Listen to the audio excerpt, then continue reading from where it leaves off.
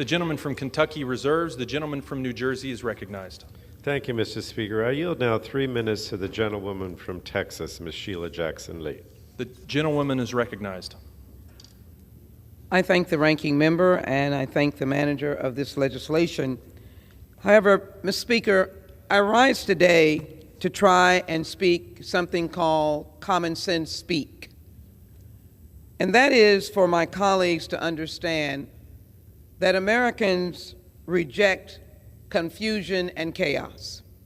According to the New York Times, an abrupt end to the emergency declarations would create wide-ranging chaos and uncertainty throughout the healthcare system for states, for hospitals and doctors' offices, and most importantly for the tens of millions of Americans that has evidence. This is on the data from the White House, which, by the way, under President Joe Biden, crafted a White House COVID task force that began to calm the uncalm waters that we suffered in the last administration. Does anyone remember maybe we should drink disinfectant in the midst of COVID-19?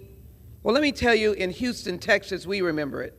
We also know that 6,812,798,000 persons died around the world from COVID. 1.1 million died in the United States. And it was only after an overwhelming effort by the Biden administration that we began to see the clock move on individuals willing to get their first, second, and third shots, their booster shots. That's why we are living, because we were vaccinated, because we overcame the stigma and the wrong-headed information that was scaring people about vaccines. We didn't lose 1 million people on vaccines. We lost 1 million people on not having that vaccination timely. And so I am struck by this legislation. The pandemic is not over. 500 people a day die right now as I'm standing here from COVID. That's a reasonable amount. I know there are other infectious diseases, but doesn't it make sense that if we can have a vaccine and a protocol that allows people to live, our children, those with pre-existing conditions, that we want them to do so? The Biden administration has announced that they intend to reduce this emergency pandemic or pandemic emergency, national emergency declaration in May. It'll allow our health facilities to get themselves organized for the possible onslaught. It will also deprive impoverished persons from the ability to get free vaccinations, including possibly flu shots that we're doing in Houston, Texas. I remember over 70 testing sites that I put in my district with healthcare providers week after week after week so that people could be tested and so we could bring down COVID in Houston, Texas. I remember vaccination sites where people stood in line, 1,000 at a time, to get vaccinated for free. Are we jumping for joy to condemn and now undermine the emergency pandemic that was utilized? The gentlelady's time has expired. All I can say is health professionals say no. Would the gentlewoman like another minute? Yes, I would. Thank you. I yield another minute. The gentlelady is recognized. All I can say is that health professionals, by and large, in hospitals, clinics, doctor's office, will say no. They need their patients healthy.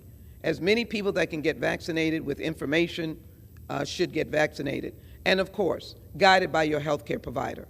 But I don't think it makes any good news or any good sense to be able to talk about how you never got tested, how you never got vaccinated. That's all well and good. I applaud an individual who was able to survive, not getting tested, not getting vaccinated. But you see, I know of so many of my close friends who died because there was not a vaccination, there was not good health care.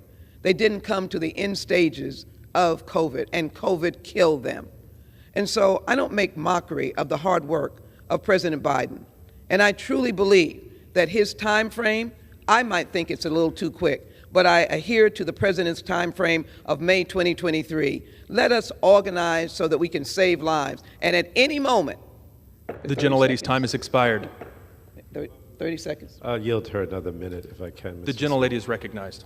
At any moment, Mr. Speaker, at any moment, we can have a surge of COVID-19. We saw that at the beginning of the convergence of flu that was high this year and COVID. And so I don't celebrate this legislation.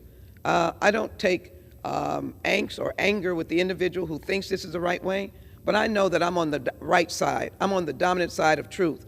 That 6 million plus died, 1,111 died here in the United States, and 500 are dying every day. This is not a time to precipitously end the emergency declaration, and we should also make sure that we're not creating chaos and confusion. I'd like to ask unanimous consent to submit into the record New York Times article, U.S. plans to end public health emergency for COVID in May, and again, emphasizing that we need not have chaos and confusion. I unfortunately see no purpose in this bill and will vote against it. I yield back. Without objection. The gentleman from New Jersey reserves.